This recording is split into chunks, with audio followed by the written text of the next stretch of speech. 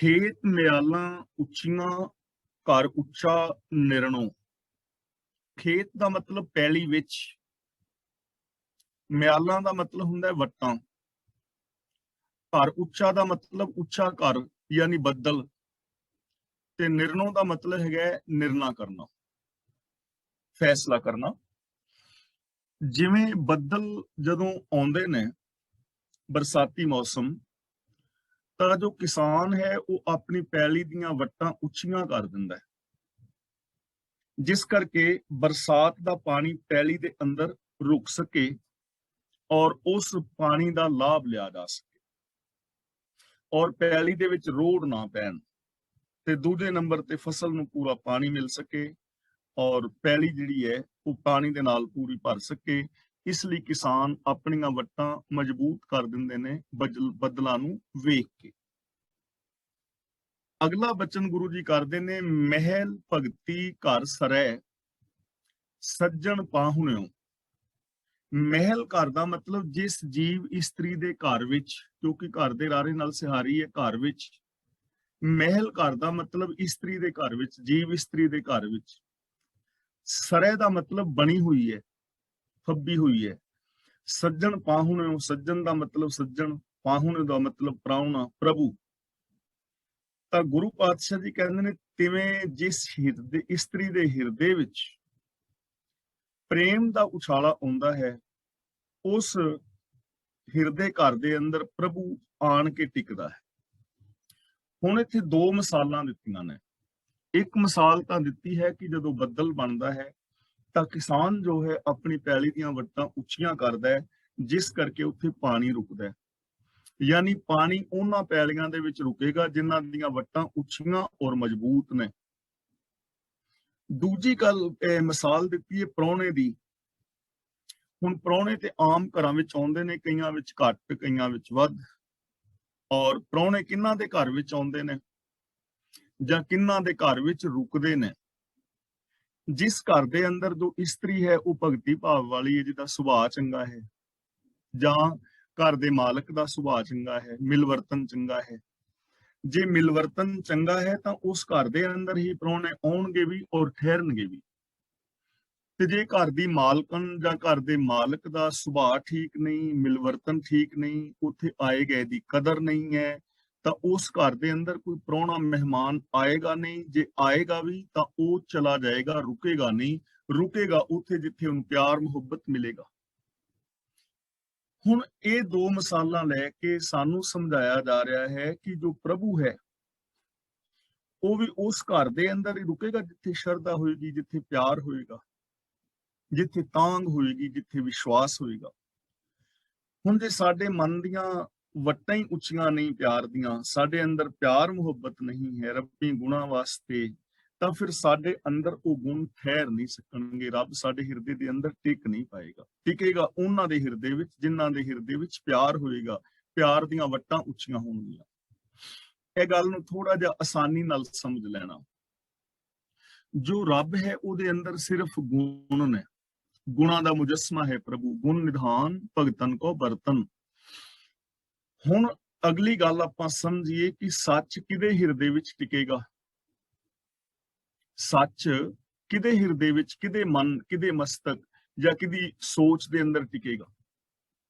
ਜਿਹਦੀ ਸੋਚ ਅੰਦਰ ਸੱਚ ਵਾਸਤੇ ਪਿਆਰ ਹੋਏਗਾ, ਤਾਂਘ ਹੋਏਗੀ, ਉਹਦੇ ਹਿਰਦੇ ਵਿੱਚ ਹੀ ਸੱਚ ਟਿਕੇਗਾ ਨਾ।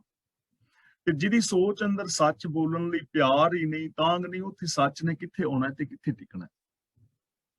ਇਸੇ ਤਰ੍ਹਾਂ ਨਿਰਭੈਤਾ ਹੈ, ਨਿਰਵੈਰਤਾ ਹੈ, ਦਇਆ ਹੈ, ਪਿਆਰ ਮੁਹੱਬਤ ਹੈ, ਇਨਸਾਨੀਅਤ ਹੈ। ਜਿਸ ਇਨਸਾਨ ਦੇ ਸੋਚ ਦੇ ਅੰਦਰ ਇਹਨਾਂ ਸ਼ੁਭ ਗੁਣਾਂ ਲਈ ਪਿਆਰ ਹੋਏਗਾ, ਖਿੱਚ ਹੋਏਗੀ, ਤਾਂਘ ਹੋਏਗੀ, ਉਸ ਹਿਰਦੇ ਘਰ ਅੰਦਰ, ਉਸ ਸੋਚ ਦੇ ਅੰਦਰ ਹੀ ਰੱਬੀ ਗੁਣ ਆਉਣਗੇ ਨਾ, ਉੱਥੇ ਹੀ ਟਿਕਣਗੇ। ਤੇ ਜੇ ਅੰਦਰ ਤਾਂਘ ਹੀ ਨਹੀਂ ਹੈ ਤਾਂ ਫਿਰ ਰੱਬੀ ਗੁਣ ਟਿਕ ਨਹੀਂ ਸਕਣਗੇ। ਤਾਂ ਸਾਨੂੰ ਗੁਰੂ ਪਾਤਸ਼ਾਹ ਜੀ ਸਮਝਾ ਰਹੇ ਨੇ ਕਿ ਪਿਆਰਿਓ, ਆਪਣੀ ਸੋਚ ਦੇ ਅੰਦਰ ਰੱਬੀ ਗੁਣਾਂ ਵਾਸਤੇ ਤਾਂਘ ਪੈਦਾ ਕਰੋ, ਰੱਬੀ ਗੁਣਾਂ ਵਾਸਤੇ ਖਿੱਚ ਪੈਦਾ ਕਰੋ, ਪਿਆਰ ਪੈਦਾ ਕਰੋ।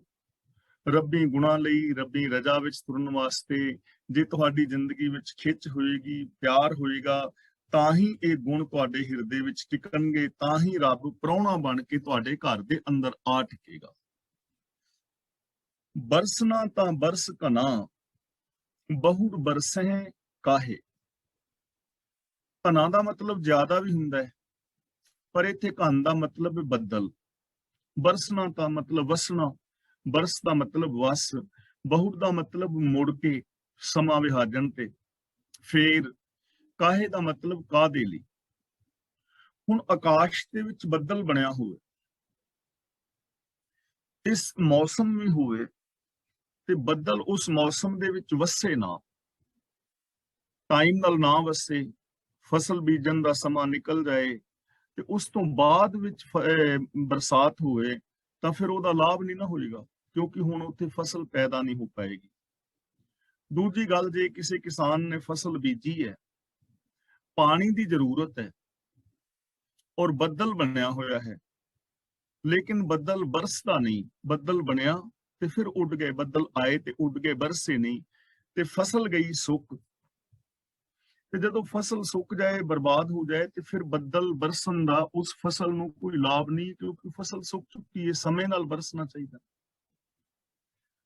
ਤਾਂ ਗੁਰੂ ਪਾਤਸ਼ਾਹ ਜੀ ਸਮਝਾ ਰਹੇ ਨੇ ਕਿ ਹੇ ਬੱਦਲ, ਜੇ ਤੂੰ ਵਰਖਾ ਕਰਨੀ ਹੈ ਤੇ ਹੁਣ ਵਰਖਾ ਕਰ, ਸਮਾਂ ਵਿਹਾਜਣ ਤੇ ਉਹਦਾ ਫਾਇਦਾ ਨਹੀਂ ਹੋਣਾ।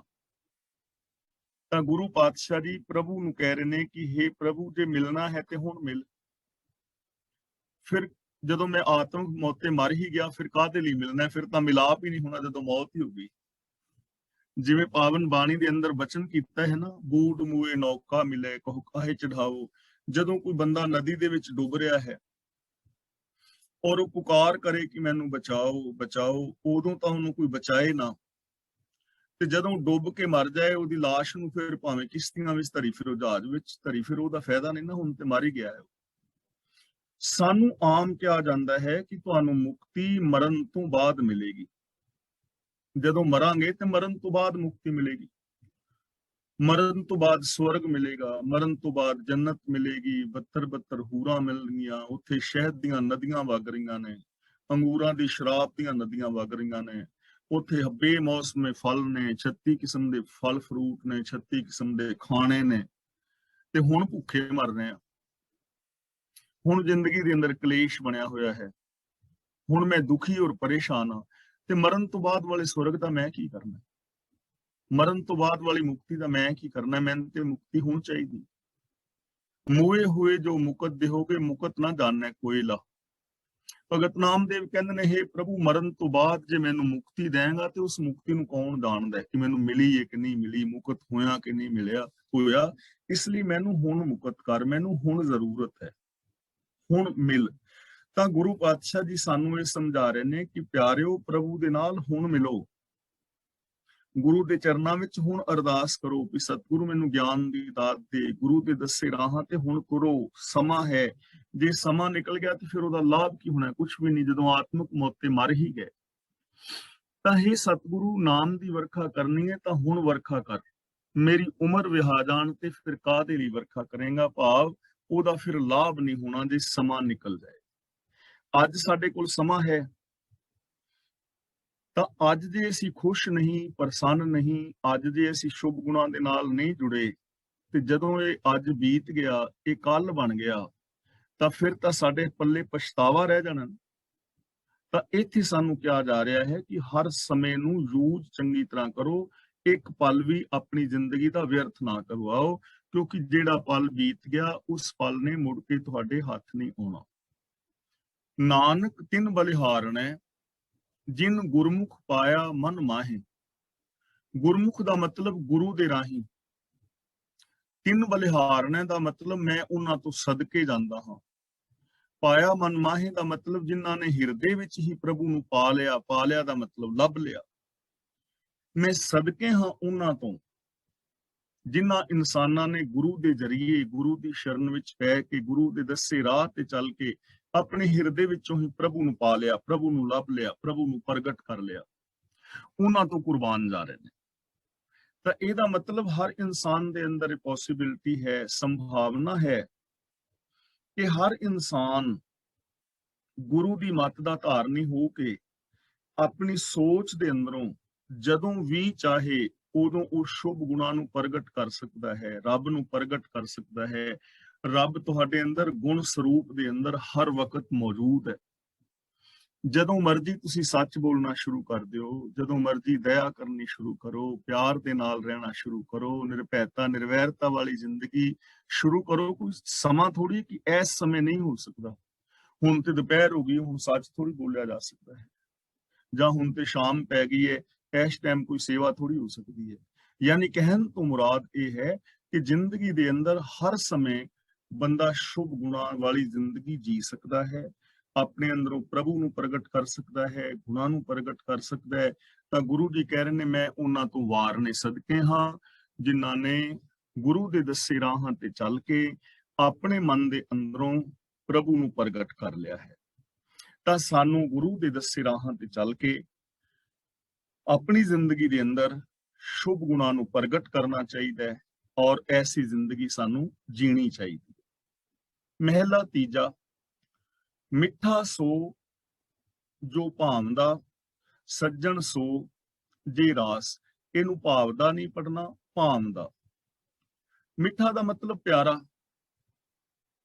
ਭਾਵਦਾ ਦਾ ਮਤਲਬ ਜਿਹੜਾ ਚੰਗਾ ਲੱਗਦਾ ਹੈ, ਜੇ ਦਾ ਮਤਲਬ ਜੋ, ਰਾਸ ਦਾ ਮਤਲਬ ਮੁਆਫਕ, ਜਿਹਦੇ ਨਾਲ ਬਣ ਆ ਜਾਏ, ਜਿਹਦਾ ਸੁਭਾਅ ਮੁਆਫਕ ਆ ਜਾਏ, ਜਿਹਦੇ ਨਾਲ ਸਦਾ ਪ੍ਰੀਤ ਬਣੀ ਰਹੇ।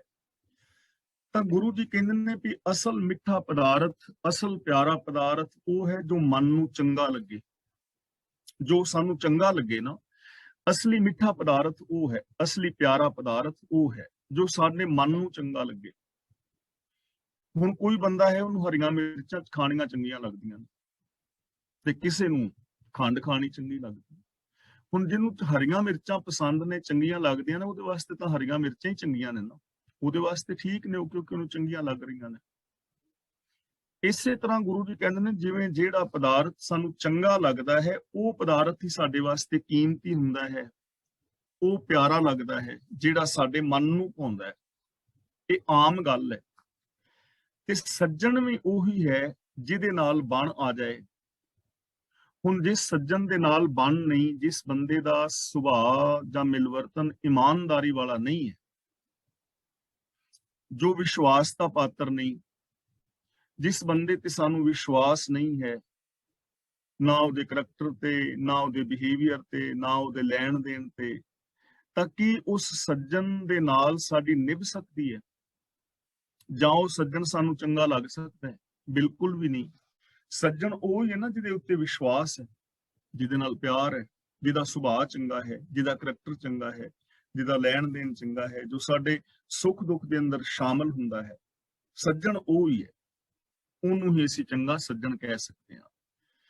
ਤਾਂ ਇਸੇ ਤਰ੍ਹਾਂ ਗੁਰੂ ਜੀ ਕਹਿੰਦੇ ਨੇ, ਨਾਨਕ ਗੁਰਮੁਖ ਜਾਣੀਐ ਜਾ ਕੋ ਆਪ ਕਰੇ ਪ੍ਰਗਾਸ। ਇਸੇ ਤਰ੍ਹਾਂ ਗੁਰਮੁਖ ਨੂੰ ਕਿਹਾ ਜਾ ਸਕਦਾ ਹੈ, ਜਿਹਦੇ ਅੰਦਰ ਪ੍ਰਭੂ ਆਪ ਚਾਨਣ ਕਰੇ। ਗੁਰੂ ਦੀ ਰਾਹੀਂ ਉਹਨੂੰ ਇਹ ਸਮਝ ਪੈ ਜਾਂਦੀ, ਗੁਰੂ ਦੀ ਰਾਹੀਂ ਉਹਨੂੰ ਇਹ ਸਮਝ ਪੈ ਜਾਂਦੀ ਹੈ, ਜਿਹਦੇ ਅੰਦਰ ਪ੍ਰਭੂ ਆਪ ਚਾਨਣ ਕਰਦਾ ਹੈ। ਕਿਵੇਂ ਕਰਦਾ ਹੈ? ਗੁਰੂ ਦੇ ਜ਼ਰੀਏ, ਗੁਰੂ ਦੇ ਦੱਸੇ ਰਾਹਾਂ ਤੇ ਚੱਲ ਕੇ। ਯਾਨੀ ਜੋ ਇਨਸਾਨ ਗੁਰੂ ਦੀ ਮੱਤ ਦਾ ਧਾਰਨੀ ਹੁੰਦਾ, ਗੁਰੂ ਦੇ ਦਿੱਤੇ ਵੇ ਆਫ ਲਾਈਫ ਨੂੰ ਅਪਣਾ ਲੈਂਦਾ, ਜੋ ਗਿਆਨ ਗੁਰੂ ਦੀ ਅਗਵਾਈ ਵਿੱਚ ਚੱਲਦਾ ਹੈ, ਉਹਨੂੰ ਇਸ ਚੀਜ਼ ਦੀ ਸਮਝ ਆ ਜਾਂਦੀ ਹੈ ਕਿ ਪ੍ਰਭੂ ਆਪ ਹੀ ਉਹਦੇ ਅੰਦਰ ਸ਼ੁਭ ਗੁਣਾਂ ਦਾ ਚਾਨਣਾ ਕਰਦਾ ਹੈ। ਉਹਨੂੰ ਸਮਝ ਕੀ ਆਉਂਦੀ ਹੈ ਕਿ ਗੁਰੂ ਦੇ ਰਾਹੀਂ ਚਾਨਣਾ ਕਰਦਾ, ਗੁਰੂ ਦੇ ਦੱਸੇ ਰਾਹਾਂ ਤੇ ਚੱਲ ਕੇ ਸਾਡੇ ਅੰਦਰ ਸ਼ੁਭ ਗੁਣ ਜਿਹੜੇ ਨੇ ਆ ਸਕਦੇ। ਇਸ ਲਈ ਸਾਨੂੰ ਗੁਰੂ ਦੇ ਦੱਸੇ ਰਾਹਾਂ ਤੇ ਤੁਰਨ ਦੀ ਜਿਹੜੀ ਹੈ ਹੁਕਮ ਦਿੱਤਾ ਜਾ ਰਿਹਾ ਹੈ ਕਿ ਤੁਸੀਂ ਗੁਰੂ ਦੇ ਦੱਸੇ ਰਾਹਾਂ ਤੇ ਚੱਲਣ ਦਾ ਯਤਨ ਕਰੋਗੇ ਤਾਂ ਉਹ ਜਿਹੜੇ ਗੁਣ ਨੇ, ਉਹ ਜਿਹੜਾ ਜੀਵਨ ਹੈ, ਉਹੀ ਤੁਹਾਡੇ ਵਾਸਤੇ ਰਾਸ ਹੈ, ਉਹ ਜੀਵਨ ਹੀ ਸਭ ਤੋਂ ਚੰਗਾ ਹੈ। ਉਸ ਜੀਵਨ ਰਾਹੀਂ ਹੀ ਤੁਸੀਂ ਪ੍ਰਭੂ ਦੇ ਨਾਲ ਮਿਲ ਪਾਓਗੇ। ਪੌੜੀ, ਪ੍ਰਭ ਪਾਸ ਜਨ ਕੀ ਅਰਦਾਸ, ਤੂੰ ਸੱਚਾ ਸਾਈਂ। ਜਨ ਦਾ ਮਤਲਬ ਦਾਸ। ਪ੍ਰਭੂ ਦੇ ਸੇਵਕ ਦੀ ਅਰਦਾਸ ਪ੍ਰਭੂ ਦੀ ਹਜ਼ੂਰੀ ਵਿੱਚ ਹੁੰਦੀ ਹੈ, ਤੇ ਉਹ ਇਹੀ ਸਮਝਦਾ ਹੈ ਕਿ ਤੂੰ ਸੱਚਾ ਸਾਈਂ ਹੈ ਪ੍ਰਭੂ, ਤੂੰ ਸਦਾ ਕਾਇਮ ਰਹਿਣ ਵਾਲਾ ਹੈ, ਤੂੰ ਸੱਚਾ ਹੈ, ਸਾਰੀ ਦੁਨੀਆ ਦਾ ਮਾਲਕ ਹੈ।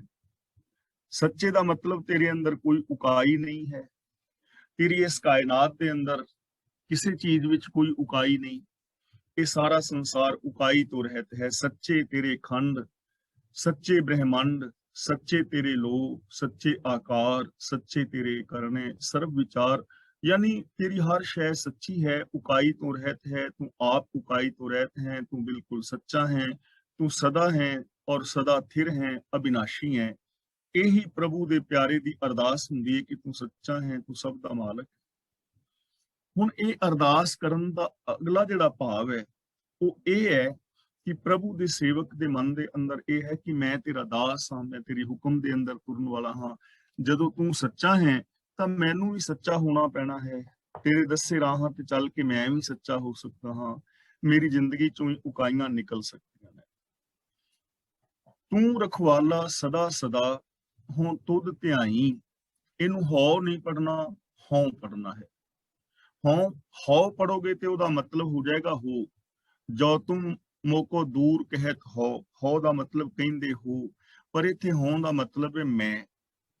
ਧਿਆਈ ਨਹੀਂ ਪੜਨਾ, ਧਿਆਈ ਦਾ ਮਤਲਬ ਹੋ ਜਾਏਗਾ ਕੋਈ ਚੀਜ਼ ਧਿਆਈ ਗਈ। ਇੱਥੇ ਪੜਨਾ ਹੈ ਧਿਆਈ, ਮੈਂ ਸਿਮਰਦਾ ਹਾਂ, ਮੈਂ ਧਿਆਉਂਦਾ ਹਾਂ, ਮੈਂ ਯਾਦ ਕਰਦਾ ਹਾਂ। ਤੂੰ ਰਖਵਾਲਾ ਸਦਾ ਸਦਾ ਹੂੰ ਤੁਧ ਧਿਆਈ। ਤੂੰ ਸਦਾ ਹੀ ਰਾਖੀ ਕਰਨ ਵਾਲਾ ਹੈ, ਮੇਰਾ ਰਕਸ਼ਕ ਹੈ। ਮੈਂ ਤੈਨੂੰ ਹੀ ਆਪਣੇ ਧਿਆਨ ਵਿੱਚ ਵਸਾਉਂਦਾ ਹਾਂ, ਮੈਂ ਤੇਰਾ ਹੀ ਧਿਆਨ ਧਰਦਾ ਹਾਂ, ਮੈਂ ਹਮੇਸ਼ਾ ਤੈਨੂੰ ਯਾਦ ਰੱਖਦਾ ਹਾਂ। ਤੇ ਕੀ ਯਾਦ ਰੱਖਦਾ ਹਾਂ ਕਿ ਤੂੰ ਰਖਵਾਲਾ ਹੈ।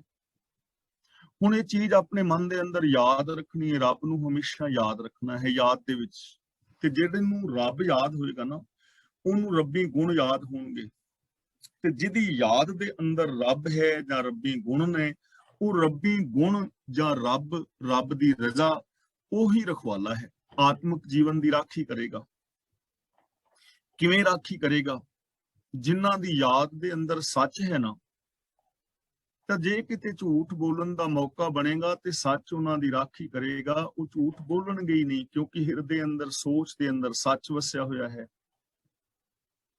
ਜੇ ਕਿਤੇ ਆਚਰਣਹੀਨਤਾ ਦਾ ਵਿਚਾਰ ਮਨ ਵਿੱਚ ਆਏਗਾ ਵੀ, ਤਾਂ ਰੱਬੀ ਗੁਣ, ਰੱਬੀ ਆਚਰਣ ਉਹਦੀ ਰਾਖੀ ਕਰੇਗਾ। ਔਰ ਅੰਦਰੋਂ ਆਵਾਜ਼ ਆਏਗੀ, ਵੇਖ ਪਰਾਈਆਂ ਚੰਗੀਆਂ ਮਾਵਾਂ ਭੈਣਾਂ ਧੀਆਂ ਜਾਣੇ। ਜੇ ਕਿਤੇ ਈਰਖਾ ਦਾ ਵਿਚਾਰ ਅੰਦਰ ਆਏਗਾ, ਕਿਉਂਕਿ ਈਰਖਾ ਸਾਡੀ ਆਤਮਿਕ ਮੌਤ ਦਾ ਕਾਰਨ ਬਣੇਗੀ, ਤਾਂ ਰੱਬ ਦੇ ਗੁਣ ਉਹਦੀ ਰਾਖੀ ਕਰਨਗੇ। ਕਿਉਂਕਿ ਜਿੱਥੇ ਪਿਆਰ ਹੈ ਉੱਥੇ ਈਰਖਾ ਆਏਗੀ ਨਹੀਂ, ਉਹਨੂੰ ਸਮਝ ਆਏਗੀ ਜਿਸ ਅੰਦਰ ਤਾਤ ਪਰਾਈ ਹੋਵੇ ਤਿਸ ਦਾ ਕਦੇ ਨਾ ਹੋਵੇ ਭੁਲਾ। ਤਾਂ हे ਮਾਲਕ, ਤੂੰ ਹੀ ਸਾਡੇ ਆਤਮਿਕ ਜੀਵਨ ਦਾ ਰਾਖਾ ਹੈ, ਔਰ ਮੈਂ ਤੈਨੂੰ ਹੀ ਹਮੇਸ਼ਾ ਯਾਦ ਰੱਖਦਾ ਹਾਂ। ਮੈਂ ਇੱਕ ਪਲ ਵਾਸਤੇ ਵੀ ਤੈਨੂੰ ਭੁੱਲਦਾ ਨਹੀਂ ਹਾਂ। ਇਹੀ ਹੈ ਰੱਬ ਦਾ ਸਿਮਰਨ, ਇਹੀ ਹੈ ਰੱਬ ਦੀ ਭਗਤੀ। ਹਮੇਸ਼ਾ ਉਹਨੂੰ ਆਪਣੇ ਹਿਰਦੇ ਵਿੱਚ ਵਸਾਉਣਾ ਰੱਬੀ ਗੁਣਾਂ। ਜੀ ਜੰਤ ਸਭ ਤੇਰਿਆਂ ਤੂੰ ਰਿਹਾ ਸਮਾਈ। ਸਾਰੇ ਜੀ ਜੰਤ ਤੇਰੇ ਨੇ।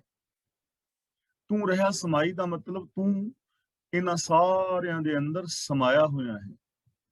ਜੀ ਜੰਤ ਤੇਰੇ ਨੇ ਔਰ ਤੂੰ ਸਭ ਥਾਵਾਂ ਤੇ ਸਭ ਜੀਵਾਂ ਦੇ ਅੰਦਰ ਸਮਾਇਆ ਹੋਇਆ ਹੈ।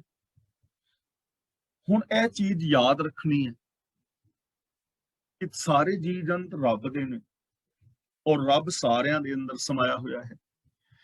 ਹੁਣ ਦੇਖੋ, ਬੰਦੇ ਦੀ ਵਿਡੰਬਨਾ ਕੀ ਹੈ, ਬੰਦੇ ਦੀ ਜ਼ਿੰਦਗੀ ਦਾ ਦੁਖਾਂਤ ਕੀ ਹੈ। ਇਹ ਭਗਤੀ ਕਰਨੀ ਚਾਹੁੰਦਾ ਹੈ ਰੱਬ ਦੀ, ਪਿਆਰ ਕਰਨਾ ਚਾਹੁੰਦਾ ਹੈ ਰੱਬ ਨਾਲ, ਸੁੱਖ ਪਾਣਾ ਚਾਹੁੰਦਾ ਹੈ ਰੱਬ ਤੋਂ, ਯਾਦ ਰੱਖਣਾ ਚਾਹੁੰਦਾ ਹੈ ਰੱਬ ਨੂੰ, ਮਿਲਣਾ ਚਾਹੁੰਦਾ ਹੈ ਰੱਬ ਨੂੰ। ਇਹੀ ਚੀਜ਼ ਹੈ ਨਾ ਜੋ ਰੱਬ ਵਿੱਚ ਵਿਸ਼ਵਾਸ ਰੱਖਦੇ ਨੇ। ਲੇਕਿਨ ਹੁਣ ਇਹ ਨਹੀਂ ਸਮਝਦਾ ਕਿ ਇਹ ਜੀ ਜੰਤ ਵੀ ਰੱਬ ਦੇ ਨੇ। ਤਾਂ ਜ਼ਰੂਰਤ ਤੇ ਇਸ ਚੀਜ਼ ਦੀ ਹੈ ਨਾ, ਕਿ ਜਿਸ ਦੇ ਨਾਲ ਪਿਆਰ ਕਰਨਾ ਹੈ ਉਹਦੀ ਤੇ ਹਰ ਸ਼ੈ ਪਿਆਰੀ ਲੱਗੇਗੀ।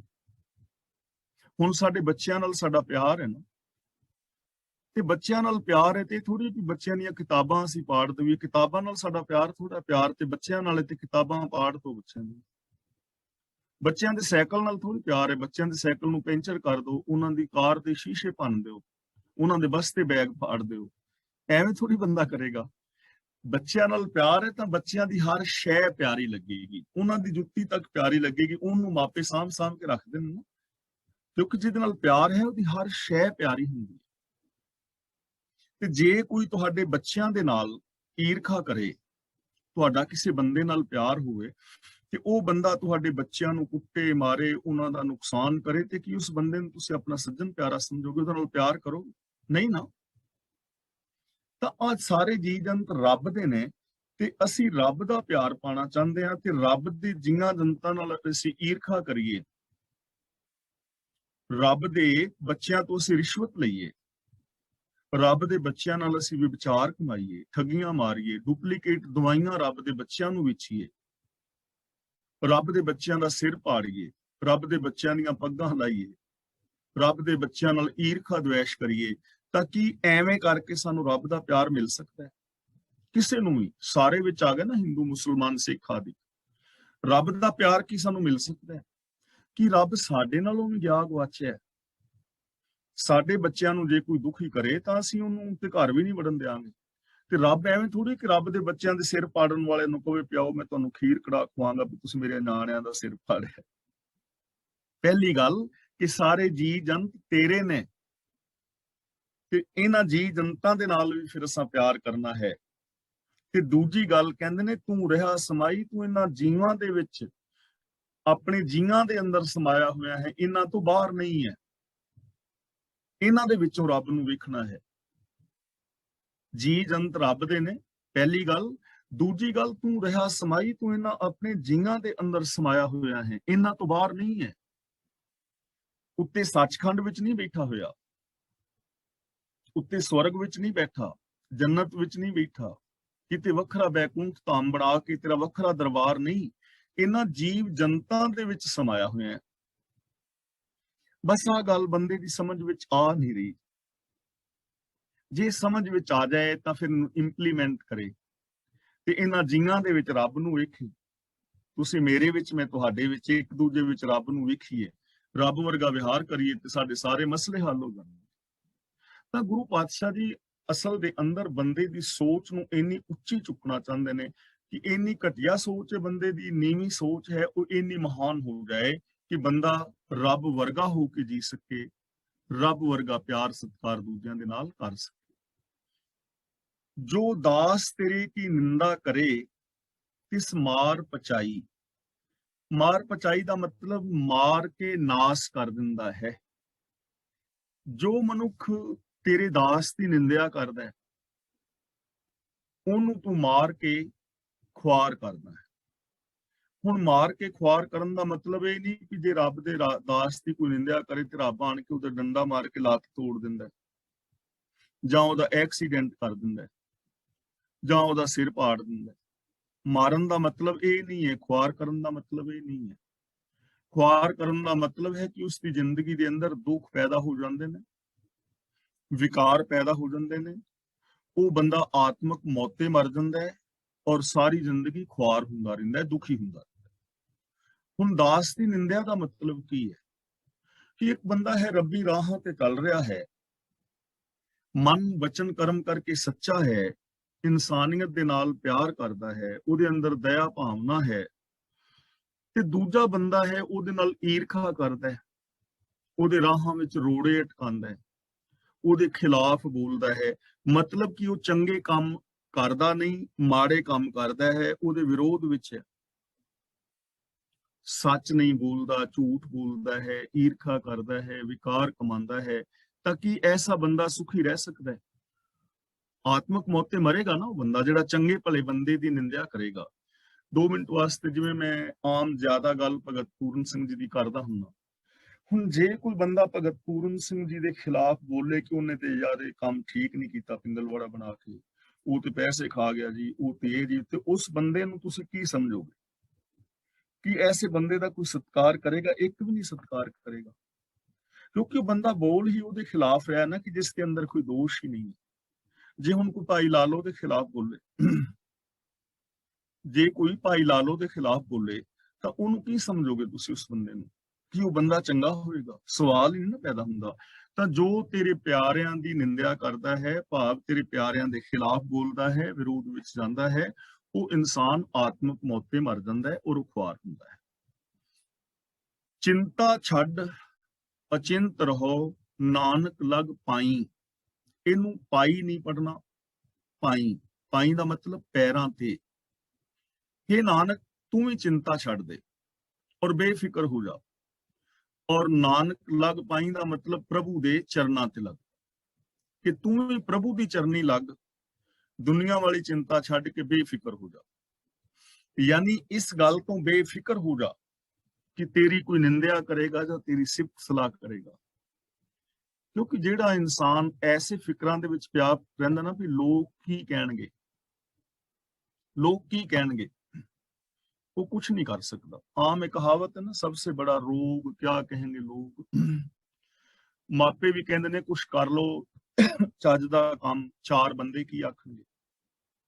ਹੁਣ ਉਹ ਚਾਰ ਬੰਦੇ ਅੱਜ ਤੱਕ ਨਹੀਂ ਲੱਭੇ ਕਿ ਚਾਰ ਬੰਦੇ ਹੈ ਕਿਹੜੇ ਨੇ, ਜਾਂ ਚਾਰ ਬੰਦੇ ਕੀ ਕਹਿਣਗੇ। ਹੁਣ ਕਿਹੜੇ ਨੇ ਚਾਰ ਬੰਦੇ ਅੱਜ ਤੱਕ ਨਹੀਂ ਲੱਭੇ। ਫਿਰ ਅਖੀਰ ਜਾ ਕੇ ਪਤਾ ਲੱਗਦਾ ਵੀ ਉਹ ਚਾਰ ਬੰਦੇ ਕਿਹੜੇ ਨੇ ਜਿਨ੍ਹਾਂ ਨੇ ਮੋਢੇ ਦੇ ਉੱਤੇ ਬੰਦੇ ਨੂੰ ਚੁੱਕਿਆ ਹੁੰਦਾ ਹੈ ਤੇ ਉਹ ਕਹਿੰਦੇ ਫਿਰ ਕੀ ਨੇ, ਰਾਮ ਨਾਮ ਸਤ ਹੈ। ਚਾਰ ਬੰਦਿਆਂ ਨੇ ਅਖੀਰ ਵਿੱਚ ਇਹੀ ਕਹਿਣਾ, ਹੋਰ ਕੀ ਕਹਿਣਾ। ਬਾਕੀ ਤਾਂ ਲੋਕਾਂ ਨੇ ਕੁਛ ਨਾ ਕੁਛ ਕਹਿੰਦੇ ਹੀ ਰਹਿਣਾ ਨਾ। ਲੋਕ ਤੁਹਾਨੂੰ ਕੀ ਕਹਿੰਦੇ ਨੇ ਇਹਦੇ ਨਾਲ ਕੋਈ ਫਰਕ ਨਹੀਂ ਪੈਂਦਾ। ਤੁਸੀਂ ਰੱਬੀ ਰਜ਼ਾ ਦੇ ਵਿੱਚ ਤੁਰੋ, ਕਿਉਂਕਿ ਜਿਹੜੇ ਲੋਕ ਰੱਬੀ ਰਾਹਾਂ ਤੇ ਤੁਰਨ ਵਾਲਿਆਂ ਦੇ ਵਿਰੋਧ ਵਿੱਚ ਬੋਲਦੇ ਨੇ ਜਾਂ ਉਹ ਵਿਰੋਧੀ ਕਰਮ ਕਰਦੇ ਨੇ ਕੁਦਰਤੀ ਨੇਮਾਂ ਅਨੁਸਾਰ, ਉਹ ਇਨਸਾਨ ਖੁਦ ਪਰੇਸ਼ਾਨ ਹੁੰਦੇ ਨੇ, ਉਹ ਲੋਕ ਆਤਮਿਕ ਮੌਤ ਤੇ ਮਰ ਜਾਂਦੇ ਨੇ। ਇਸ ਲਈ ਇਸ ਗੱਲ ਦੀ ਪਰਵਾਹ ਨਾ ਕਰੋ ਕਿ ਲੋਕ ਤੁਹਾਨੂੰ ਚੰਗਾ ਕਹਿਣਗੇ ਜਾਂ ਮਾੜਾ ਕਹਿਣਗੇ, ਤੁਸੀਂ ਚੰਗੇ ਕੰਮ ਕਰਦੇ ਰਹੋ। ਨਾਨਕ ਲੱਗ ਪਾਈ ਦਾ ਮਤਲਬ ਰੱਬ ਦੇ ਚਰਨਾਂ ਤੇ ਲੱਗੇ ਰਹੋ, ਰੱਬੀ ਰਜ਼ਾ ਵਿੱਚ ਤੁਰਦੇ ਰਹੋ, ਰੱਬੀ ਗੁਣ ਗਾਉਂਦੇ ਰਹੋ, ਰੱਬੀ ਗੁਣਾਂ ਦੇ ਧਾਰਨੀ ਹੋਏ ਰਹੋ। ਫਿਰ ਕੀ ਹੋਏਗਾ, ਫਿਰ ਤੁਸੀਂ ਚਿੰਤਾ ਤੁਹਾਡੇ ਜੀਵਨ ਵਿੱਚ ਨਹੀਂ ਰਹੇਗੀ, ਤੁਸੀਂ ਬੇਪਰਵਾਹੀ ਵਾਲੀ ਜ਼ਿੰਦਗੀ ਜੀਵੋਗੇ। ਇਸ ਲਈ ਜਿਨ੍ਹਾਂ ਦੇ ਜੀਵਨ ਅੰਦਰ ਸ਼ੁਭ ਗੁਣ ਹੁੰਦੇ ਨੇ, ਮਨ ਬਚਨ ਕਰਮ ਕਰਕੇ ਸੱਚੀ ਜ਼ਿੰਦਗੀ ਜੀਂਦੇ ਨੇ, ਉਹ ਲੋਕ ਬੇਪਰਵਾਹ ਹੋ ਜਾਂਦੇ ਨੇ। ਉਹਨਾਂ ਦੇ ਜੀਵਨ ਦੇ ਵਿੱਚ ਚਿੰਤਾ ਫਿਕਰ ਝੋਰੇ ਕਾੜੇ ਅੰਦੇਸ਼ੇ ਨਹੀਂ ਰਹਿ ਜਾਂਦੇ। ਸ਼ਲੋਕ ਮਹਿਲਾ ਤੀਜਾ। ਆਸਾ ਕਰਤਾ ਜਗ ਮੁਆ, ਆਸਾ ਮਰੈ ਨਾ ਜਾਏ। ਆਸਾ ਦਾ ਮਤਲਬ ਇੱਛਾ, ਉਮੀਦ, ਯਾਨੀ ਇੱਥੇ ਆਸਾ ਦਾ ਭਾਵ ਹੋਏਗਾ ਤ੍ਰਿਸ਼ਨਾ, ਕਿ ਦੁਨੀਆ ਦੀਆਂ ਆਸਾਂ ਬਣਾ ਕੇ ਬੰਦਾ ਮਰ ਜਾਂਦਾ ਹੈ, ਪਰ ਇਹ ਆਸਾਂ ਕਦੇ ਨਹੀਂ ਮੁੱਕਦੀਆਂ, ਤ੍ਰਿਸ਼ਨਾ ਕਦੇ ਨਹੀਂ ਮੁੱਕਦੀ, ਕਦੇ ਤ੍ਰਿਸ਼ਨਾ ਨਹੀਂ ਮੁੱਕਦੀ। ਚੰਦ ਲੋਕ ਨੇ ਜਿਹੜੇ ਸੰਤੋਖ ਦੇ ਧਾਰਨੀ ਹੋਏ ਨੇ, ਜਿਨ੍ਹਾਂ ਨੇ ਸੰਤੋਖ ਨੂੰ ਸਮਝਿਆ ਹੈ। ਚੰਦ ਕੁ ਲੋਕ ਹੁੰਦੇ ਨੇ, ਬਹੁ ਗਿਣਤੀ ਲੋਕ ਤੇ ਤ੍ਰਿਸ਼ਨਾਵਾਂ ਦੇ ਅੰਦਰ ਬੰਦਾ ਵਿਆਕੁਲ ਹੈ। ਕਦੇ ਕਿਸੇ ਦੀ ਤ੍ਰਿਸ਼ਨਾ ਮੁੱਕੀ ਹੈ? ਕਿਉਂਕਿ ਤ੍ਰਿਸ਼ਨਾ ਮੁੱਕ ਨਹੀਂ ਸਕਦੀ। ਉਹਦਾ ਰੀਜ਼ਨ ਹੈ ਕਿ ਇਹ ਦੁਨੀਆ ਦੇ ਵਿੱਚ ਕਿਸੇ ਚੀਜ਼ ਦਾ ਐਂਡ ਨਹੀਂ ਹੈ। ਜੇ ਤੇ ਪੈਸੇ ਦਾ ਅੰਤ ਹੋਵੇ ਕਿ ਇੱਥੋਂ ਅੱਗੇ ਪੈਸਾ ਬੰਦਾ ਕਮਾ ਹੀ ਨਹੀਂ ਸਕਦਾ, ਫਿਰ ਤਾਂ ਹੋ ਗਿਆ ਕਿ ਤ੍ਰਿਸ਼ਨਾ ਮੁੱਕ ਗਈ, ਹੁਣ ਇੱਥੋਂ ਅੱਗੇ ਕਮਾ ਹੀ ਨਹੀਂ ਸਕਦੇ, ਇਸ ਤੋਂ ਅੱਗੇ ਬਣਾ ਹੀ ਨਹੀਂ ਸਕਦੇ। ਹੁਣ ਇਸ ਚੀਜ਼ ਦਾ ਤੇ ਇੱਥੇ ਐਂਡ ਹੈ ਹੀ ਨਹੀਂ ਨਾ, ਕਿ ਤੁਸੀਂ ਕਿੰਨੇ ਹੀਰੇ ਜਵਾਹਰਾਤ ਨੇ ਇਸ ਦੁਨੀਆ ਵਿੱਚ, ਕੋਈ ਅੰਤ ਹੈ?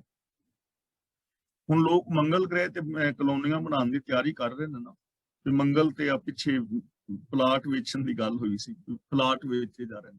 ਜੇ ਕੱਲ ਨੂੰ ਮੰਨ ਲਓ ਸਪੋਜ਼ ਜੇ ਮੰਗਲ ਗ੍ਰਹਿ ਦੇ ਉੱਤੇ ਦੁਨੀਆ ਵਸਦੀ ਹੈ, ਤੇ ਇਹ ਥੋੜੀ ਲੋਕ ਮੰਗਲ ਗ੍ਰਹਿ ਦੇ ਉੱਤੇ ਕਲੋਨੀਆਂ ਨਹੀਂ ਖਰੀਦਣਗੇ, ਲੋਕ ਖਰੀਦਣਗੇ ਬਿਲਕੁਲ, ਵੀ ਸਾਨੂੰ ਪਲਾਟ ਚਾਹੀਦਾ, ਸਸਤੇ ਮਿਲ ਰਹੇ ਨੇ, ਖਰੀਦ ਲਓ ਯਾਰ। ਆਸਾ ਮੁੱਕਦੀਆਂ ਨਹੀਂ, ਤ੍ਰਿਸ਼ਨਾ ਕਦੇ ਨਹੀਂ ਮੁੱਕਦੀ।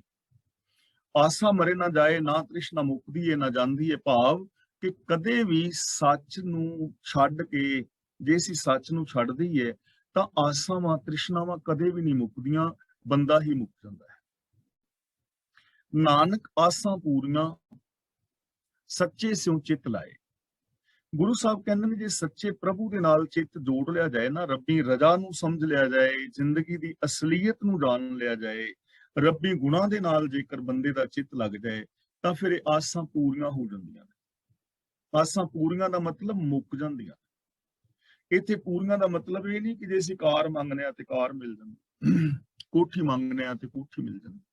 ਇੱਥੇ ਆਸਾਂ ਪੂਰੀਆਂ ਦਾ ਮਤਲਬ ਮੁੱਕ ਜਾਂਦੀਆਂ ਨੇ। ਜਿਵੇਂ ਅਸੀਂ ਕਹਿੰਦੇ ਆ ਨਾ ਵੀ ਸਾਡਾ ਬਾਪੂ ਪੂਰਾ ਹੋ ਗਿਆ ਜਾਂ ਬੇਬੇ ਪੂਰੀ ਹੋ ਗਈ, ਤਾਂ ਬੇਬੇ ਪੂਰੀ ਹੋਣ ਦਾ ਮਤਲਬ ਇਹ ਨਹੀਂ ਕਿ ਬੇਬੇ ਇੰਜੀਨੀਅਰ ਬਣ ਗਈ ਹੈ, ਕੱਲ ਤੋਂ ਪੁਲਾਂ ਦਾ ਠੇਕਾ ਲਏਗੀ ਬੇਬੇ।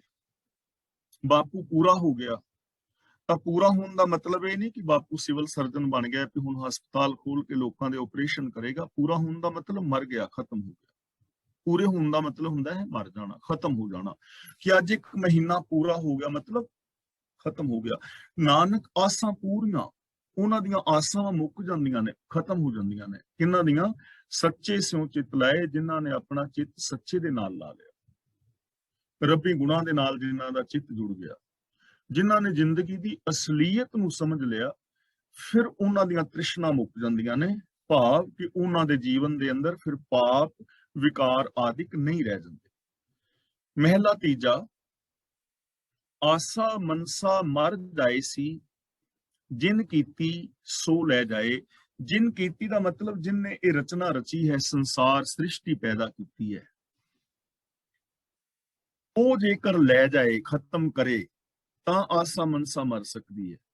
ਮਨਸਾ ਮਤਲਬ ਮਨ ਦਾ ਫੁਰਨਾ, ਆਸਾ ਦਾ ਮਤਲਬ ਉਮੀਦਾਂ, ਜਿਨ ਦਾ ਮਤਲਬ ਜਿਸ ਪ੍ਰਭੂ ਨੇ, ਕੀਤੀ ਦਾ ਮਤਲਬ ਇਹ ਸ੍ਰਿਸ਼ਟੀ ਪੈਦਾ ਕੀਤੀ ਹੈ, ਲੈ ਜਾਏ ਦਾ ਮਤਲਬ ਉਹ ਲੈ ਜਾਏ ਜੇਕਰ ਉਹ ਨਾਸ ਕਰੇ।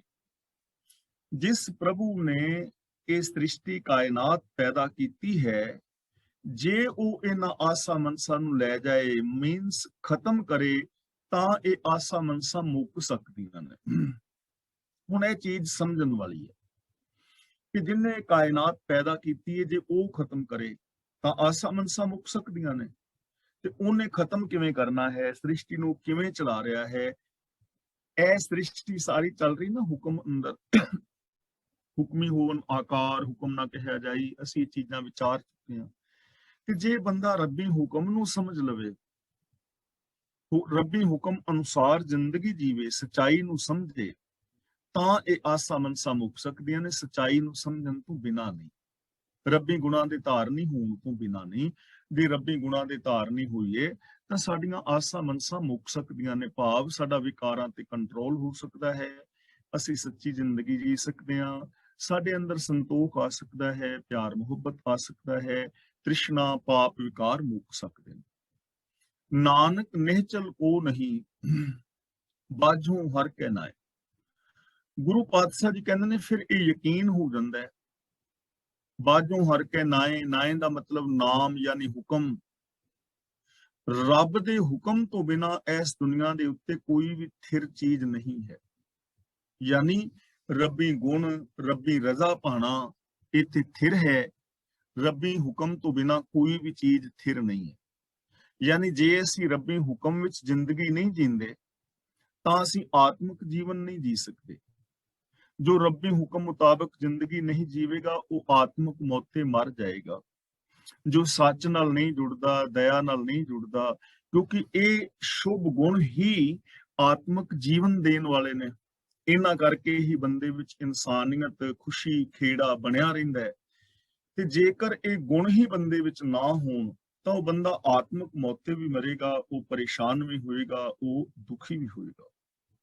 ਪੌੜੀ, ਆਪੇ ਜਗਤ ਉਪਾਇਓਨ ਕਰ ਪੂਰਾ ਥਾਟ। ਥਾਟ ਦਾ ਮਤਲਬ ਹੁੰਦਾ ਹੈ ਠਾਟ, ਯਾਨੀ ਸਾਜ, ਯਾਨੀ ਸਮਾਜ, ਸਮਾਨ ਯਾਨੀ ਬਣਤਰ, ਬਣਾਵਟ। ਇੱਥੇ ਥਾਟ ਦਾ ਮਤਲਬ ਬਣਤਰ, ਬਣਾਵਟ। ਪੂਰਾ ਦਾ ਮੁਕੰਮਲ, ਪੂਰਾ ਦਾ ਮਤਲਬ ਮੁਕੰਮਲ, ਜਿਹਦੇ ਅੰਦਰ ਕੋਈ ਕਮੀ ਨਾ ਹੋਵੇ ਉਹਨੂੰ ਕਹਿੰਦੇ ਨੇ ਪੂਰਾ ਹੈ, ਜਿਹਦੇ ਵਿੱਚ ਕੋਈ ਕਮੀ ਨਹੀਂ। ਉਪਾਇਓਨ ਦਾ ਮਤਲਬ ਪੈਦਾ ਕੀਤਾ, ਆਪੇ ਦਾ ਮਤਲਬ ਆਪ ਹੀ। ਤਾਂ ਆਪ ਹੀ ਮੁਕੰਮਲ ਬਣਤਰ ਬਣਾ ਕੇ ਪ੍ਰਭੂ ਨੇ ਜਗਤ ਪੈਦਾ ਕੀਤਾ ਹੈ। ਆਪਣੇ ਤੋਂ ਪੈਦਾ ਕੀਤਾ ਹੈ, ਆਪ ਪੈਦਾ ਕੀਤਾ ਹੈ। ਔਰ ਪੂਰਾ ਥਾਟ ਦਾ ਮਤਲਬ ਪੂਰੀ ਬਣਤ ਬਣਾ ਕੇ, ਜਿਹਦੇ ਅੰਦਰ ਕੋਈ ਕਮੀ ਨਹੀਂ, ਜਿਹਦੇ ਅੰਦਰ ਕੋਈ ਊਣਤਾਈ ਨਹੀਂ, ਜਿਹਦੇ ਅੰਦਰ ਕੋਈ ਦੋਸ਼ ਨਹੀਂ। ਉਕਾਈ ਤੋਂ ਰਹਿਤ ਹੈ ਇਹ ਸੰਸਾਰ, ਔਰ ਇਸ ਸੰਸਾਰ ਵਿੱਚ ਕੋਈ ਵੀ ਉਕਾਈ ਨਹੀਂ ਹੈ। ਹਾਂ, ਇਹ ਗੱਲ ਵੱਖਰੀ ਹੈ ਕਿ ਸਾਨੂੰ ਕੋਈ ਚੀਜ਼ ਸਮਝ ਨਹੀਂ ਆਉਂਦੀ, ਅਸੀਂ ਸੱਚਾਈ ਨੂੰ ਨਾ ਸਮਝ ਪਾਈਏ ਤਾਂ ਉਹ ਸਾਡੀ ਪ੍ਰੋਬਲਮ ਹੋ ਸਕਦੀ। ਅਸੀਂ ਆਪਣੀ ਜ਼ਿੰਦਗੀ ਵਿੱਚ ਉਕਾਈਆਂ ਕਰੀਏ, ਸੱਚਾਈ ਨੂੰ ਜਾਣਬੁੱਝ ਕੇ ਇਗਨੋਰ ਕਰ ਦਈਏ, ਉਹ ਸਾਡੀ ਪ੍ਰੋਬਲਮ ਹੋ ਸਕਦੀ ਹੈ। ਪਰ ਜਗਤ ਦੇ ਅੰਦਰ ਕੋਈ ਉਕਾਈ ਨਹੀਂ ਹੈ। ਜੇਕਰ ਅਸੀਂ ਚੀਜ਼, ਸੰਸਾਰ ਨੂੰ, ਆਪਣੇ ਜੀਵਨ ਨੂੰ, ਪਦਾਰਥਾਂ ਨੂੰ ਸਹੀ ਢੰਗ ਦੇ ਨਾਲ ਵਰਤਦੇ ਹਾਂ ਤਾਂ ਸਾਡੇ ਜੀਵਨ ਦਾ ਰਿਜ਼ਲਟ ਬਿਲਕੁਲ ਸਹੀ ਨਿਕਲਦਾ ਹੈ। ਪਰ ਜੇ ਇਹਨਾਂ ਨੂੰ ਅਸੀਂ ਗਲਤ ਢੰਗ ਦੇ ਨਾਲ ਵਰਤਾਂਗੇ ਤਾਂ ਰਿਜ਼ਲਟ ਗਲਤ ਆਏਗਾ। ਫਾਰ ਐਗਜ਼ਾਮਪਲ, ਤੁਸੀਂ ਆਪਣੇ ਕੈਲਕੂਲੇਟਰ ਦੇ ਅੰਦਰ 3 ਨੂੰ 3 ਦੇ ਨਾਲ ਗੁਣਾ ਕਰਨਾ ਹੈ। 3 ਗੁਣਾ 3 ਅੱਗੇ ਇੱਕ ਉੱਤਰ ਆਏਗਾ 9। 3 ਗੁਣਾ 3 ਬਰਾਬਰ ਉੱਤਰ ਆਇਆ 9। ਪਰ ਤੁਸੀਂ 3 ਗੁਣਾ 3 ਕੀਤਾ ਤੇ ਉੱਤਰ ਆ ਗਿਆ 0। ਉੱਤਰ 0 ਆ ਗਿਆ ਤਾਂ ਇਹਦਾ ਮਤਲਬ ਤੁਹਾਡਾ ਕੈਲਕੂਲੇਟਰ ਖਰਾਬ ਹੈ ਨਾ। ਸਿਰ ਹਿਲਾ ਕੇ ਦੱਸੋਗੇ ਖਰਾਬ ਹੈ ਨਾ ਫਿਰ ਕੈਲਕੂਲੇਟਰ। ਅਸਲ ਵਿੱਚ ਕੈਲਕੂਲੇਟਰ ਖਰਾਬ ਨਹੀਂ ਹੈ, ਤੁਸੀਂ ਉਹਦੇ ਵਿੱਚ ਇਨਫੋਰਮੇਸ਼ਨ ਗਲਤ ਦੇ ਦਿੱਤੀ ਹੈ। 3 ਗੁਣਾ 3 ਰਿਜ਼ਲਟ ਤੇ ਚਾਹੁੰਦੇ ਹੋ ਗੁਣਾ ਵਾਲਾ, ਲੇਕਿਨ ਤੁਸੀਂ ਗੁਣਾ ਦੀ ਜਗ੍ਹਾ ਤੇ ਮਾਈਨਸ ਦੇ ਉੱਤੇ ਕਲਿੱਕ ਕਰ ਦਿੱਤਾ ਤੇ ਮਾਈਨਸ ਤੇ ਕਲਿੱਕ ਕਰਨ ਕਰਕੇ ਰਿਜ਼ਲਟ ਆ ਰਿਹਾ ਹੈ 0। ਕੈਲਕੂਲੇਟਰ ਬਿਲਕੁਲ ਠੀਕ ਦੱਸ ਰਿਹਾ, ਸਿਸਟਮ ਬਿਲਕੁਲ ਠੀਕ ਹੈ, ਉਹਨੇ ਸਹੀ ਉੱਤਰ ਦਿੱਤਾ ਹੈ, ਲੇਕਿਨ ਅਸੀਂ ਇਨਫੋਰਮੇਸ਼ਨ ਗਲਤ ਦੇ ਦਿੱਤੀ ਹੈ। जैसी इंफॉर्मेशन दवोगे उत्तर वैसा आएगा। कैलकुलेटर का सिस्टम बिल्कुल ठीक है, सिस्टम में कोई कमी नहीं, पर साडी इंफॉर्मेशन गलत करके गलत उत्तर आ रहा। इसी तरह साडा दिमाग या साडा सारे का सारा संसार कैलकुलेटर की तरह काम करता है, बिल्कुल सही। 3 गुणा 3 का उत्तर 9 ही आएगा, पर जे साडा उत्तर 0 आ रहा है, इट मीनस असी क्लिक किते गलत करी बैठे हैं ਤੇ ਰਿਜ਼ਲਟ ਅਸੀਂ ਹੋਰ ਚਾਹੁੰਦੇ ਆ, ਕਲਿੱਕ ਅਸੀਂ ਕਿਤੇ ਹੋਰ ਕਰੀ ਬੈਠੇ ਆ। ਸਾਡਾ ਵੀ ਇਹੀ ਹਾਲ ਹੈ। ਹੁਣ ਦੇਖੋ ਸਾਡੀ ਜ਼ਿੰਦਗੀ ਵਿੱਚ ਅਸ਼ਾਂਤੀ ਕਿਉਂ ਹੈ? ਅਸੀਂ ਚਾਹੁੰਦੇ ਤੇ ਆ ਸ਼ਾਂਤੀ, ਖੁਸ਼ੀ ਚਾਹੁੰਦੇ ਆ। ਹਰ ਇਨਸਾਨ ਚਾਹੁੰਦਾ ਨਾ ਮੈਨੂੰ ਪਿਆਰ ਮਿਲੇ, ਸਤਿਕਾਰ ਮਿਲੇ, ਖੁਸ਼ੀ ਮਿਲੇ, ਮੈਂ ਮੁਕਤ ਹੋਵਾਂ। ਰਿਜ਼ਲਟ ਤੇ ਅਸੀਂ ਇਹੀ ਚਾਹੁੰਦੇ ਆ ਨਾ, ਤੇ ਕਲਿੱਕ ਅਸੀਂ ਕਿੱਥੇ ਕੀਤਾ ਹੈ? ਈਰਖਾ ਤੇ, ਦੁਆਸ਼ ਤੇ, ਵੈਰ ਵਿਰੋਧ ਤੇ, ਝੂਠ ਤੇ। ਹੁਣ ਰਿਜ਼ਲਟ ਆ ਰਿਹਾ ਹੈ ਅਸ਼ਾਂਤੀ, ਤੇ ਅਸੀਂ ਸੋਚ ਰਹੇ ਹਾਂ ਸ਼ਾਇਦ ਸਾਡੀ ਕਿਸਮਤ ਮਾੜੀ ਜਾਂ ਕੁਛ ਮਾੜਾ। ਕੁਛ ਮਾੜਾ ਨਹੀਂ, ਸਿਸਟਮ ਬਿਲਕੁਲ ਠੀਕ ਹੈ, ਰਿਜ਼ਲਟ ਬਿਲਕੁਲ ਕਰੈਕਟ ਆ ਰਿਹਾ ਹੈ, ਕਲਿੱਕ ਗਲਤ ਥਾਂ ਤੇ ਕਰੀ ਬੈਠੇ। ਈਰਖਾ, ਦੁਆਸ਼, ਵੈਰ ਵਿਰੋਧ ਦੀ ਜੇ ਇਨਫੋਰਮੇਸ਼ਨ ਅੰਦਰ ਦੋਗੇ ਨਾ ਤਾਂ ਆਊਟਪੁੱਟ ਦੁੱਖ ਔਰ ਅਸ਼ਾਂਤੀ ਆਏਗੀ। ਇਸ ਲਈ ਜੇ ਆਊਟਪੁੱਟ ਸੁੱਖਾਂ ਦਾ, ਸ਼ਾਂਤੀ ਦਾ ਲੈਣਾ ਚਾਹੁੰਦੇ ਹੋ ਤਾਂ ਆਪਣੇ ਅੰਦਰ सबकॉन्शियस ਦੇ ਅੰਦਰ ਸਤ, ਸੰਤੋਖ, ਦਇਆ, ਧਰਮ ਪਾਓ, ਰਿਜ਼ਲਟ ਬਿਲਕੁਲ ਠੀਕ ਆਏਗਾ। ਹੁਣ ਸਾਡੀ ਜ਼ਿੰਦਗੀ ਦਾ ਜੋ ਰਿਜ਼ਲਟ ਨਿਕਲ ਰਿਹਾ ਹੈ ਉਹਦੇ ਵਿੱਚ ਕੋਈ ਊਣਤਾ ਹੀ ਨਹੀਂ ਹੈ, ਰੱਬ ਦੇ ਸਿਸਟਮ ਵਿੱਚ ਕੋਈ ਕਮੀ ਨਹੀਂ ਹੈ, ਬਿਲਕੁਲ ਠੀਕ ਰਿਜ਼ਲਟ ਆ ਰਿਹਾ ਹੈ, ਪਰ ਅਸੀਂ ਅੰਦਰ ਕਲਿੱਕ ਗਲਤ ਕਰੀ ਬੈਠੇ ਹਾਂ। ਸਾਡੀ ਵਰਤੋਂ ਗਲਤ ਹੈ, ਅਸੀਂ ਕੈਲਕੂਲੇਟਰ ਨੂੰ ਗਲਤ ਵਰਤ ਰਹੇ ਹਾਂ। ਤਾਂ ਗੁਰੂ ਪਾਤਸ਼ਾਹ ਜੀ ਕਹਿੰਦੇ ਨੇ, ਹੇ ਪ੍ਰਭੂ ਤੂੰ ਪੂਰੀ ਬਣਤਰ ਬਣਾ ਕੇ ਇਸ ਜਗਤ ਨੂੰ ਆਪ ਪੈਦਾ ਕੀਤਾ ਹੈ। ਆਪੇ ਸ਼ਾਹ, ਆਪੇ ਵਣਜਾਰਾ, ਆਪੇ ਹੀ ਹਰ ਹਾਟ। ਵਣਜਾਰਾ ਦਾ ਮਤਲਬ ਵਪਾਰੀ, ਹਾਟ ਦਾ ਮਤਲਬ ਹੱਥ ਜਿੱਥੇ ਸੌਦਾ ਹੋ ਰਿਹਾ ਹੈ। ਪ੍ਰਭੂ ਆਪ ਹੀ ਸ਼ਾਹੂਕਾਰ ਹੈ, ਆਪ ਹੀ ਵਣਜਾਰਾ ਹੈ, ਔਰ ਆਪ ਹੀ ਸੰਸਾਰ ਰੂਪ ਹੱਟੀ ਹੈ, ਮਤਲਬ ਆਪ ਹੀ ਪਸਰਿਆ ਹੋਇਆ ਹੈ। ਆਪ ਹੀ ਸ਼ਾਹੂਕਾਰ ਹੈ, ਆਪ ਹੀ ਵਣਜਾਰਾ ਹੈ, ਆਪ ਹੀ ਸੰਸਾਰ ਰੂਪੀ ਹੱਟ ਹੈ। ਹੁਣ ਦੇਖੋ ਕਿੰਨਾ ਪਿਆਰਾ ਬਚਨ ਹੈ। ਸਾਡਾ ਰੱਬ ਵਾਲਾ ਭੁਲੇਖਾ ਫਿਰ ਨਿਕਲ ਜਾਂਦਾ ਨਾ ਇੱਥੋਂ ਕਿ ਉਹ ਵੱਖਰਾ ਨਹੀਂ ਬੈਠਾ। ਆਪ ਹੀ ਸ਼ਾਹੂਕਾਰ ਹੈ, ਆਪ ਹੀ ਵਣਜਾਰਾ ਹੈ, ਆਪ ਹੀ ਸੰਸਾਰ ਰੂਪ ਹੱਟੀ ਹੈ। ਯਾਨੀ ਦਿਸਦਾ ਜਗਤ ਸਾਰਾ ਸੰਸਾਰ ਰੱਬ ਦਾ ਹੀ ਰੂਪ ਹੈ। ਸ਼ਾਹੂਕਾਰ ਵਿੱਚ ਵੀ ਉਹ ਹੈ ਤੇ ਵਣਜਾਰੇ ਵਿੱਚ ਵੀ, ਵਪਾਰੀ ਵਿੱਚ ਵੀ ਉਹ ਹੈ। ਹੁਣ ਜੇ ਇਹ ਚੀਜ਼ ਨੂੰ ਸਮਝ ਲਿਆ ਜਾਏ ਕਿ ਦੁਕਾਨਦਾਰ ਦੇ ਅੰਦਰ ਵੀ ਰੱਬ ਹੈ ਤੇ ਗ੍ਰਾਹਕ ਦੇ ਵਿੱਚ ਵੀ ਰੱਬ, ਤਾਂ ਜੇ ਇਹ ਚੀਜ਼ ਨੂੰ ਇੰਪਲੀਮੈਂਟ ਕੀਤਾ ਜਾਏਗਾ ਤਾਂ ਕੋਈ ਵੀ ਦੁਕਾਨਦਾਰ ਗ੍ਰਾਹਕ ਤੋਂ ਪੈਸੇ ਓਨੇ ਹੀ ਲਏਗਾ ਜਿੰਨੇ ਦੀ ਉਹ ਚੀਜ਼ ਹੋਏਗੀ, ਡੁਪਲੀਕੇਟ ਨਹੀਂ ਵੇਚੇਗਾ। ਤੇ ਗ੍ਰਾਹਕ ਵੀ ਜੇ ਕਿਸੇ ਦੁਕਾਨਦਾਰ ਤੋਂ ਉਧਾਰ ਲਏਗਾ ਤੇ ਉਹਦੇ ਟਾਈਮ ਦੇ ਨਾਲ ਪੈਸੇ ਵਾਪਸ ਕਰੇਗਾ। ਰੱਬ ਵਰਗਾ ਪਿਆਰ ਵਿਹਾਰ ਹੋ ਜਾਏਗਾ। ਰੱਬ ਸਾਰੇ ਜਗਤ ਦੇ ਅੰਦਰ ਵਿਆਪਕ ਹੈ। ਆਪੇ ਸਾਗਰ, ਆਪੇ ਬੋਹਿਥਾ, ਆਪੇ ਹੀ ਖੇਵਾਟ। ਖੇਵਾਟ ਦਾ ਮਤਲਬ ਖੇਵਟ, ਮਲਾ। ਬੋਹਿਥਾ ਦਾ ਮਤਲਬ ਜਹਾਜ਼। ਸਾਗਰ ਦਾ ਮਤਲਬ ਹੈ ਸੰਸਾਰ, ਸਮੁੰਦਰ। ਪ੍ਰਭੂ ਆਪ ਹੀ ਸੰਸਾਰ ਸਮੁੰਦਰ ਹੈ, ਆਪ ਹੀ ਜਹਾਜ਼ ਹੈ, ਔਰ ਆਪ ਹੀ ਮਲਾ ਹੈ। ਭਾਵ ਕਿ ਇਹ ਸਾਰਾ ਕੁਛ ਉਸ ਪ੍ਰਭੂ ਦੀ ਸੱਤਿਆ ਕਰਕੇ ਚੱਲ ਰਿਹਾ ਹੈ। ਸੰਸਾਰ ਵੀ ਆਪ ਹੈ ਔਰ ਜਹਾਜ਼ ਵੀ ਆਪ ਹੈ। ਜਹਾਜ਼ ਦਾ ਮਤਲਬ ਜੋ ਰੱਬ ਦਾ ਹੁਕਮ ਹੈ ਜਿਹਦੇ ਰਾਹੀਂ ਅਸੀਂ ਪਾਰ ਹੋਣਾ ਹੈ, ਸ਼ੁਭ ਗੁਣ ਆਦਿਕ ਨੇ। ਤੇ ਮਲਾਹ ਦਾ ਮਤਲਬ ਗੁਰੂ ਆਪ ਹੈ। ਭਾਵ ਕਿ ਸਾਰੇ ਥਾਵਾਂ ਦੇ ਉੱਤੇ ਉਹ ਪ੍ਰਭੂ ਆਪ ਵਿਆਪਕ ਹੈ। ਸੰਸਾਰ ਉਸ ਪ੍ਰਭੂ ਤੋਂ ਵੱਖਰਾ ਨਹੀਂ ਹੈ। ਆਪੇ ਗੁਰ, ਚੇਲਾ ਹੈ ਆਪੇ, ਆਪੇ ਦੱਸੇ ਘਾਟ। ਘਾਟ ਦਾ ਮਤਲਬ ਪੱਤਣ, ਮਤਲਬ ਜੀਵਨ ਦਾ ਮਨੋਰਥ, ਵੀ ਉਹ ਤੇਰਾ ਪੱਤਣ ਹੈ ਪਰਲਾ ਪਾਸਾ। ਮੀਨਸ ਕਿ ਸਾਡੇ ਜੀਵਨ ਦਾ ਮਨੋਰਥ ਕੀ ਹੈ। ਇੱਥੇ ਘਾਟ ਦਾ ਮਤਲਬ ਜੀਵਨ ਦਾ ਮਨੋਰਥ, ਜਹਾਜ਼ ਦੇ ਅਪੜਨ ਦਾ ਥਾਂ। ਤਾਂ ਪ੍ਰਭੂ ਆਪ ਹੀ ਗੁਰੂ ਹੈ, ਆਪ ਹੀ ਚੇਲਾ ਹੈ, ਭਾਵ ਗੁਰੂ ਦੇ ਵਿੱਚ ਵੀ ਰੱਬ ਵਸਦਾ ਹੈ ਤੇ ਸਿੱਖ ਵਿੱਚ ਵੀ ਰੱਬ ਵਸਦਾ ਹੈ। ਆਪੇ ਦੱਸੇ ਘਾਟ, ਤੇ ਆਪ ਹੀ ਉਹ ਜੀਵਨ ਦਾ ਪੱਤਣ ਵਿਖਾ ਰਿਹਾ ਹੈ, ਭਾਵ ਜੀਵਨ ਦਾ ਮਨੋਰਥ ਦੱਸ ਰਿਹਾ ਹੈ। ਪ੍ਰਭੂ ਸਰਬ ਵਿਆਪਕ ਹੈ, ਗੁਰੂ ਵਿੱਚ ਵੀ ਹੈ, ਸਿੱਖ ਵਿੱਚ ਵੀ ਹੈ, ਔਰ ਗੁਰੂ ਰੂਪ ਹੋ ਕੇ ਆਪ ਹੀ ਜੀਵਨ ਦਾ ਮਨੋਰਥ ਦੱਸ ਰਿਹਾ ਹੈ ਕਿ ਸਚਿਆਰ ਹੋਣਾ ਹੀ ਜੀਵਨ ਦਾ ਮਨੋਰਥ ਹੈ। ਜਨ ਨਾਨਕ ਨਾਮ ਧਿਆਏ ਤੂੰ, ਸਭ ਕਿਲਵਿਖ ਕਾਟ। ਕਾਟ ਦਾ ਮਤਲਬ ਕੱਟ ਦੇ, ਖਤਮ ਕਰ ਲੈ। ਕਿਲਵਿਖ ਦਾ ਮਤਲਬ ਪਾਪ, ਧਿਆਏ ਦਾ ਮਤਲਬ ਯਾਦ ਰੱਖ, ਇੰਪਲੀਮੈਂਟ ਕਰ। ਨਾਮ ਦਾ ਮਤਲਬ ਹੁਕਮ। ਤਾਂ ਹੇ ਨਾਨਕ, ਉਸ ਪ੍ਰਭੂ ਦੇ ਹੁਕਮ ਨੂੰ ਤੂੰ ਯਾਦ ਰੱਖ, ਰੱਬੀ ਹੁਕਮ ਦੇ ਅੰਦਰ ਚੱਲ। ਸਭ ਕਿਲਵਿਖ ਕਾਟ ਦਾ ਮਤਲਬ ਆਪਣੇ ਸਾਰੇ ਪਾਪ ਦੂਰ ਕਰ ਲੈ। ਯਾਨੀ ਰੱਬੀ ਰਜ਼ਾ ਦੇ ਵਿੱਚ ਤੁਰਨ ਨਾਲ, ਰੱਬੀ ਸਿਫਤ ਸਲਾਹ ਕਰਨ ਦੇ ਨਾਲ ਸਾਰੇ ਪਾਪ ਖਤਮ ਹੋ ਸਕਦੇ ਨੇ। ਇਹ ਪੋਸੀਬਿਲਿਟੀ ਹੈ, ਇਹ ਸੰਭਾਵਨਾ ਹੈ, ਇਹ ਜੀਵਨ ਦੀ ਇੱਕ ਮਹਾਨ ਵੱਡੀ ਸੱਚਾਈ ਹੈ। ਔਰ ਇਹਨਾਂ ਚੀਜ਼ਾਂ ਨੂੰ ਪਰਖੋ, ਆਪਣਾ ਨਿਰਣਾ ਕਰੋ, ਆਪਣੇ ਤਜਰਬੇ ਤੋਂ ਇਹ ਚੀਜ਼ ਦਾ ਨਿਰਣਾ ਕਰਕੇ ਵੇਖੋ ਕਿ ਜੇ ਅਸੀਂ ਸਿਫਤ ਸਲਾਹ ਕਰੀਏ, ਜੇ ਅਸੀਂ ਰੱਬੀ ਗੁਣਾਂ ਦੇ ਧਾਰਨੀ ਹੋਈਏ, ਰੱਬੀ ਗੁਣਾਂ ਨੂੰ ਇੰਪਲੀਮੈਂਟ ਕਰੀਏ, ਤਾਂ ਕਿ ਪਾਪ ਖਤਮ ਨਹੀਂ ਹੁੰਦੇ। ਪਿਆਰ ਦੇ ਨਾਲ ਰਹੋਗੇ, ਈਰਖਾ ਖਤਮ ਹੋ ਜਾਏਗੀ ਨਾ। ਨਿਰਵੈਰ ਰਹੋਗੇ, ਵੈਰ ਖਤਮ ਹੋ ਜਾਣਗੇ। ਨਿਮਰਤਾ ਵਿੱਚ ਜੋ ਰਹੇਗਾ, ਉਹਦੇ ਅੰਦਰੋਂ ਈਗੋ ਖਤਮ ਹੋ ਜਾਏਗੀ। ਜਿਸ ਦੇ ਅੰਦਰ ਸੈਲਫ ਕੌਨਫੀਡੈਂਸ ਹੋਏਗਾ, ਉਹਦੇ ਅੰਦਰੋਂ ਇਨਫੀਰੀਓਰਿਟੀ ਕੰਪਲੈਕਸ ਆਦਿ ਖਤਮ ਹੋ ਜਾਣਗੇ। ਜਿਹਦੇ ਅੰਦਰ ਪਿਆਰ ਹੋਏਗਾ, ਉਹਦੇ ਅੰਦਰੋਂ ਵੈਰ ਵਿਰੋਧ ਖਤਮ ਹੋ ਜਾਣਗੇ। ਜਿਹਦੇ ਅੰਦਰ ਉਦਮ ਹੋਏਗਾ, ਉਹਦੇ ਅੰਦਰੋਂ ਆਲਸ ਖਤਮ ਹੋ ਜਾਏਗੀ। ਤਾਂ ਗੁਰੂ ਪਾਤਸ਼ਾਹ ਜੀ ਕਹਿੰਦੇ ਨੇ ਕਿ ਹੇ ਭਾਈ, ਤੂੰ ਰੱਬੀ ਰਜ਼ਾ ਦੇ ਅੰਦਰ ਤੁਰ, ਰੱਬੀ ਗੁਣਾਂ ਦਾ ਧਾਰਨੀ ਹੋ, ਤੇ ਆਪਣੀ ਜ਼ਿੰਦਗੀ ਦੇ ਅੰਦਰੋਂ ਸਾਰੇ ਪਾਪ ਕੱਟ, ਤੇਰੇ ਪਾਪ ਕੱਟੇ ਜਾਣਗੇ। ਤੂੰ ਵਿਕਾਰਾਂ ਤੋਂ ਰਹਿਤ ਹੋ ਜਾਏਗਾ। ਐਸੇ ਜ਼ਿੰਦਗੀ ਦੇ ਅੰਦਰ ਤੈਨੂੰ ਮੁਕਤੀ ਮਿਲੇਗੀ, ਤੈਨੂੰ ਖੁਸ਼ੀ ਮਿਲੇਗੀ, ਖੇੜਾ ਮਿਲੇਗਾ, ਪ੍ਰਸੰਨਤਾ ਮਿਲੇਗੀ।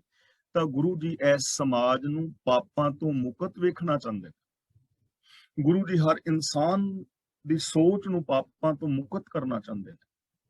ਤੇ ਸਾਡਾ ਸਾਰਿਆਂ ਦਾ ਇਹ ਹੱਕ ਵੀ ਹੈ ਔਰ ਇਹ ਫਰਜ਼ ਵੀ ਹੈ ਕਿ ਅਸੀਂ ਗੁਰਬਾਣੀ ਅਨੁਸਾਰ ਜ਼ਿੰਦਗੀ ਜੀ ਕੇ ਆਪਣੇ ਆਪ ਨੂੰ ਪਾਪਾਂ ਤੋਂ ਮੁਕਤ ਕਰੀਏ। ਤੇ ਪਾਪਾਂ ਔਰ ਵਿਕਾਰਾਂ ਤੋਂ ਮੁਕਤ ਕਰਨ ਦਾ ਇੱਕੋ ਹੀ ਸਾਧਨ ਹੈ, ਤੇ ਉਹ ਹੈ ਗੁਣਾਂ ਦੇ ਧਾਰਨੀ ਹੋਣਾ, ਰੱਬੀ ਰਜ਼ਾ ਵਿੱਚ ਤੁਰਨਾ। ਔਰ ਜੇ ਬਿਲਕੁਲ ਸੌਖੇ ਲਫ਼ਜ਼ਾਂ ਵਿੱਚ ਕਹਿਣਾ ਹੋਏ ਤਾਂ ਜੋ ਵੇ ਆਫ ਲਾਈਫ ਸ੍ਰੀ ਗੁਰੂ ਗ੍ਰੰਥ ਸਾਹਿਬ ਜੀ ਸਾਨੂੰ ਦੇ ਰਹੇ ਨੇ, ਇਸ ਵੇ ਆਫ ਲਾਈਫ ਨੂੰ ਫੋਲੋ ਕਰਨ ਦੇ ਨਾਲ ਸਾਡੀ ਮੈਂਟੈਲਿਟੀ, ਮਾਨਸਿਕਤਾ ਪਾਪਾਂ ਤੋਂ ਮੁਕਤ ਹੋ ਜਾਏਗੀ, ਵਿਕਾਰਾਂ ਤੋਂ ਮੁਕਤ ਹੋ ਜਾਏਗੀ।